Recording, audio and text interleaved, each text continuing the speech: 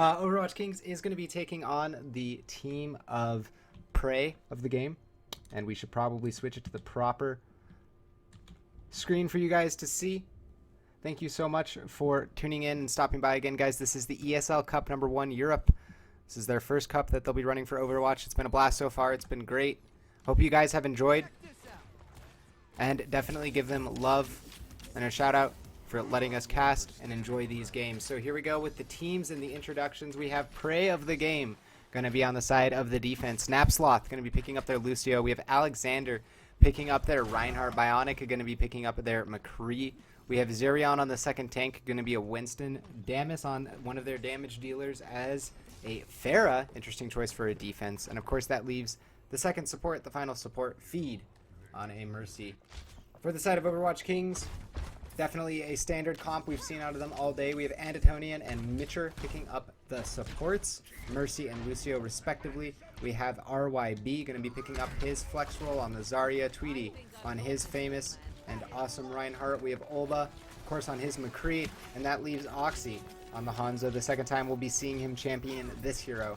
Today we'll go ahead and lead out on him as he's going to be looking for those first picks, throwing out that Sonic Arrow probably any second now to get some information as to what the setup of the defensive team is. And there it is. They will go ahead and fill out the Reinhardt and two others as they know a little bit of what's going on and where they're kind of set up. Fire Strike going to go through. It actually does hit on Oxy.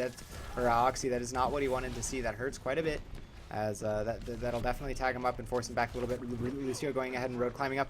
Oh, we do have a flank coming up from Bionic, though he does go down in the attempt of the flank, so it wasn't too much of a success for him. And we do have Damus taking quite a bit of damage, already down to half. Does get healed, top back off, throwing out the rockets, pushing him off the enemy team, but he does go down to Olba with the great left clicks on the McCree into the fan, the hammer pushing forward. He's looking to left click. Winston gets him midair. And now as they break that barrier, look for the flashbang coming off in 3 seconds. He has a fan, left click, trying to finish it off. There goes Alexander. Resurrection coming up from the side of the defense's Feed, gets it off right before he dies, but Olba wants to change it all. He wants to stop it all. An Earth Shatter coming out from Tweety, gonna help them clean up. And now there's the Deadeye coming out. He does pull the trigger, misses, interestingly enough, but doesn't look like Winston's gonna make it too far as he does end up going down. There's the offensive Resurrection as Antitonian will go ahead and blow that to keep his team up. Or not blow that, but we'll go ahead and use that to keep his team up. And now they're going to go ahead and push forward. The flashbang does miss over the shield. He's going to roll, fan, doing quite a bit of damage. Has another Deadeye already. Left click onto Napslaw. A Sated Dragon. Oxy getting a double kill with it, and the offense is just steamrolling once again here from the side of Overwatch Kings. This has been the story of their offensive games, as they just don't stop when they get going straight into the original spawn. Looking for this Pharah, will get him cleaned up, and now that means that the defense is in a very awkward situation. Tweety just hanging out on the point. We'll go ahead and switch to the defenses. They're trying to hold up here. Olba does go for the fan, and the flashbang will miss them both. Barrier going down is actually going to drop to 100 HP. Does shatter now on cooldown, as they are going to use the Winston to try to shore up Olba in the background, doing as much damage as he can. We'll switch back to him as he's trying to do what he can. He does have a Deadeye again. Already able to farm up the third one of the fight. And here we go. Oh, Graviton Surge into the Deadeye. He's going to be able to get a triple kill with this. He's pulling the trigger.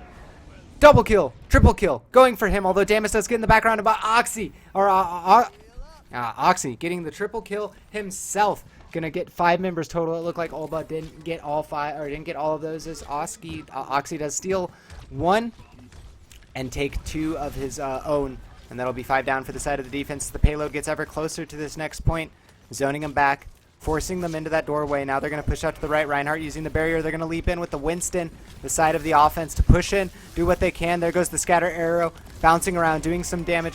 Switching over to Olba here as he's pushing in hard. The rocket barrage, not doing that much as it does get canceled, and we have Antitonian picking up the kill on that as it does go down. Now again, this aggression, this is very characteristic of exactly how Overwatch Kings likes to play their offense. They get very up and they get up in the faces of the enemy very aggressively as soon as they win 1 or 2 trades, or they win a major team fight. They will immediately push up, bleed the rest of the members off, and then continue to use that to solidify using tempo to their advantage. And now that they've seized it, they're on the inside. They've already cleared the corner which is usually where the defense really does want to set up. You usually see the defenses go for this kind of hold here at the choke, as it is easier to hold right here, forcing them into this almost quad area. But there we go, the Graviton Surge onto the left side as we do have the meditation going out, keeping the offense alive. We have 1 down on the defense, 2, now 3 as Alexander goes down. The Deadeye coming out from the side of the offense. Olba holding it. Damas wants to stop it. Winston wants to stop it, but it's not going to be enough, and we have a cap.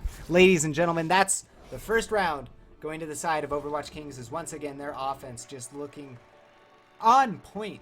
Earlier today, we saw their defense as being very strong. This has to be a Seda Dragon here, as Oxy was on point with all of his shots. And yeah, it was this Spawn Dragon right here. Oh, absolutely amazing. Absolutely amazing, as he was able to clean that up.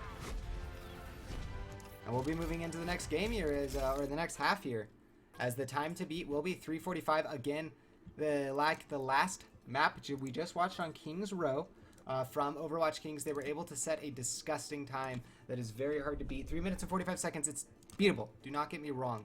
But in Overwatch, when it is a game favored explicitly towards the side of the offense, it makes it really hard to actually hold for the side that makes it favored to the offense.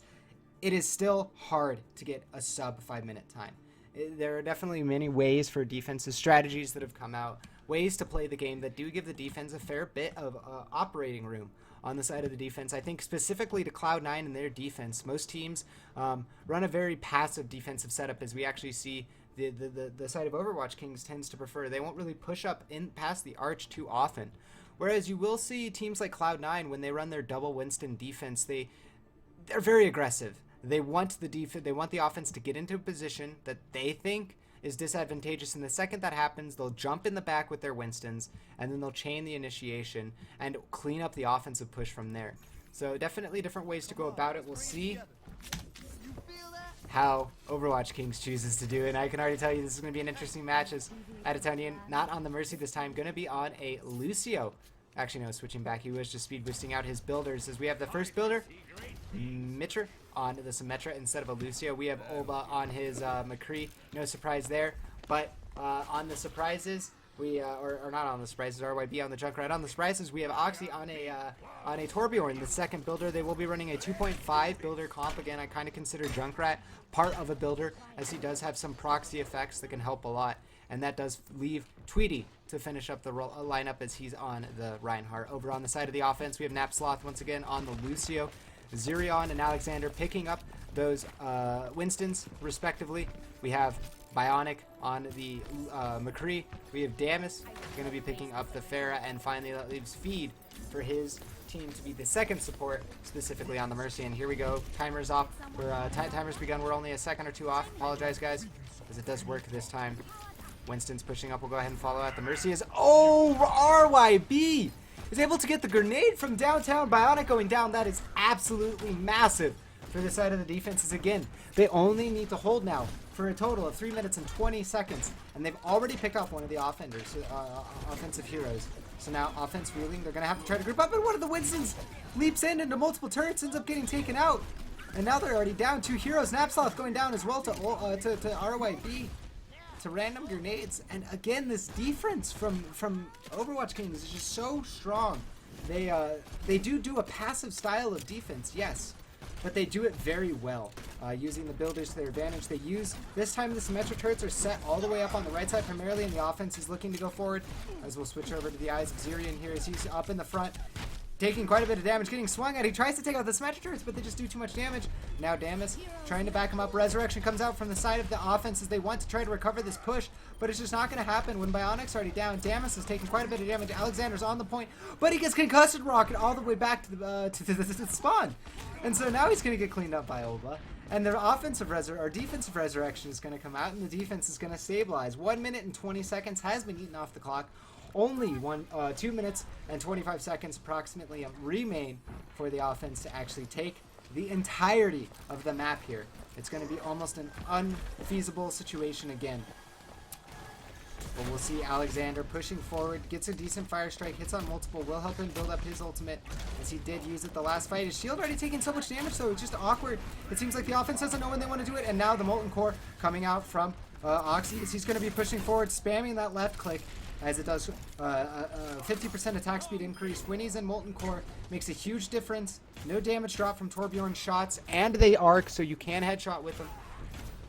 Or they arc, so they're easier to headshot with in some respects, as you can kind of lob them over. And Damus, an interesting switch going to be going over here to a Tracer, as they really want to try to get inside the setup and try to spread them out and break them out. But we do have an offensive sound barrier coming out. Alexander pushing up with his team, charging in. We do have a Deadeye from Olba. It's going to get a triple kill, and that's going to pretty much stall up the entirety of the offense, as we have Tweedy going to be picking up Alexander. RYB did go down during that mid-share, going to be cleaning up Damus, and now Olba chasing out the rest of the offense and gonna clean up Zerion to put a stomp on the corpse, as it were. Triple kill Deadeye, follow up double kill.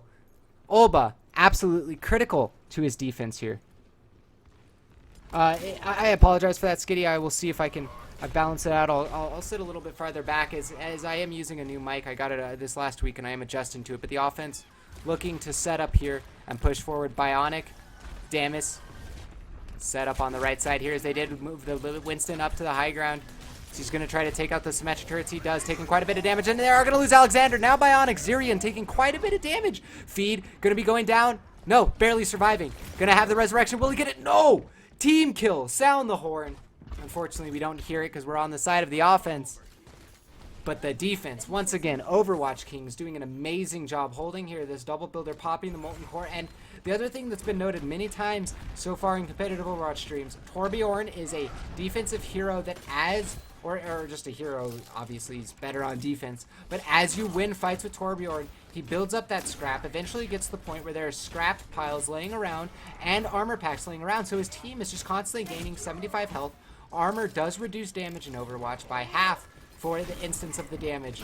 And now Winston going to be jumping in, going straight down to that Torbjorn. Left clicks going out, and they do have a high noon coming out, but it gets blocked up by the barrier of Tweedy on point with his right arm. But Damus does go ahead and roll forward, picks off the Torbjorn. That's a very important kill, as they are going to need to get multiple to actually push in here. Only 50 seconds remain. The Earth Shatter followed up by the Fire Strike, picking up two. Oxy going to pick up another one. Now the Fan the Hammer from Bionic trying to do what he can, trying to push back the offense. The charge coming out from his teammate, as Alexander pushing deeper in, swinging away, is going to be able to take out Obel. We'll see that last second Molten Core coming out from the...